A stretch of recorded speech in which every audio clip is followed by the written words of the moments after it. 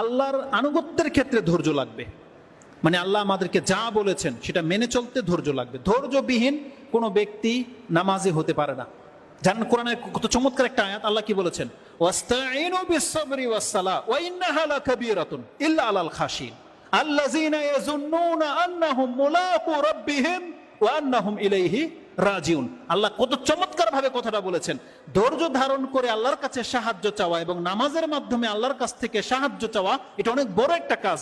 আল্লাহ বলছে এটা কঠিন একটা কাজ, এটা সবাই পারবে না, তবে ইল্লা আলাল খাশিইন, যারা ভয় করে আল্লাহকে তাদের জন্য অত্যন্ত সহজ। কারা তারা? আল্লাযীনা ইয়াযুন্নুনা আন্নাহুম মুলাকু রাব্বিহিম ওয়া আন্নাহুম ইলাইহি রাজিউন, যারা এটা দৃঢ় প্রত্যয় বিশ্বাস করে যে কিয়ামতের মাঠে আল্লাহর সামনে আমাকে দাঁড়াতে হবে এবং তার কাছে আমাদেরকে জবাব দিতে হবে। আল্লাহ বলছেন 5 ওয়াক্ত নামাজ পড়া তাদের জন্য সহজ।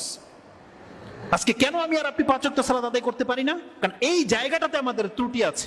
আল্লাহর সামনে যে আমাদেরকে দাঁড়াতে হবে, বিচার হবে কিয়ামতের মাঠে, এই জায়গাটাতে যার যত ত্রুটি সেই ব্যক্তি তার ইবাদতে ঘাটতি করতে পারে।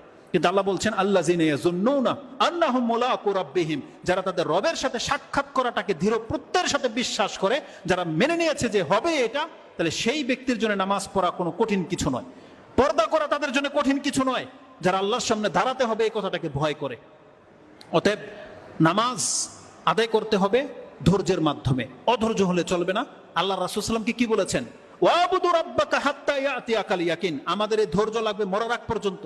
আর মুহাম্মদুর রাসূলুল্লাহ সাল্লাল্লাহু আলাইহি ওয়াসাল্লাম তা তার জীবনে করে দেখিয়েছেন।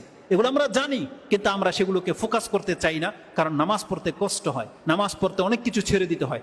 কিন্তু জেনে নেন এর মধ্যেই নাজাত রয়েছে, এটাই মুক্তি। এটাকে আপনার মাথায় বসিয়ে নেন। এই জন্য আমাদেরকে সালাত আদায় করতে গেলে ধৈর্য ধারণকারী হতে হবে। তা আল্লাহ সুবহানাহু ওয়া তাআলার পক্ষ থেকে আমাদেরকে বলা হয়েছে ধৈর্য ধারণ করতে হবে, আল্লাহর ইতাআত